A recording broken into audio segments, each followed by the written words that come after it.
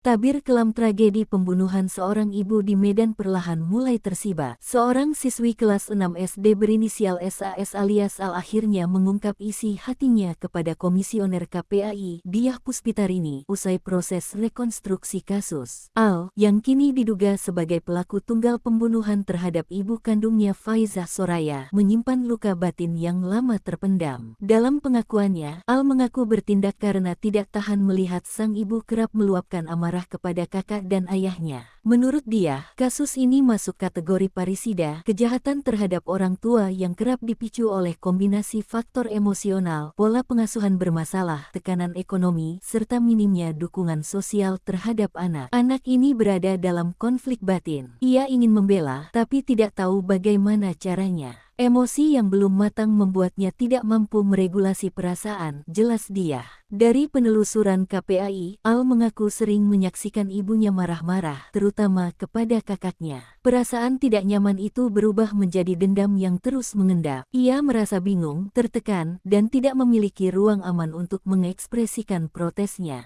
Namun, pengakuan tersebut tidak sepenuhnya diterima keluarga korban. Seorang kerabat, Dimas, meragukan logika di balik versi tunggal pelaku. Ini anak kelas 6 SD, bukan remaja SMP. Ada sekitar 20 luka tusukan. Secara logika, apakah mungkin dilakukan sendirian tanpa korban berteriak? Ujarnya mempertanyakan. Sementara itu, pihak kepolisian masih berhati-hati menyikapi temuan baru tersebut. Kapolrestabes Medan Kombes Pol Calvin Simanjuntak menegaskan penanganan kasus dilakukan dengan pendekatan khusus karena pelaku masih di bawah umur. Kondisi anak sehat, pendampingan dilakukan menyeluruh, mulai dari psikologis, kesehatan, hingga pendidikan. Kami bekerja sama dengan KPAI, Komnas Perlindungan Anak dan psikolog, jelasnya. Hingga kini, penyelidikan masih berjalan.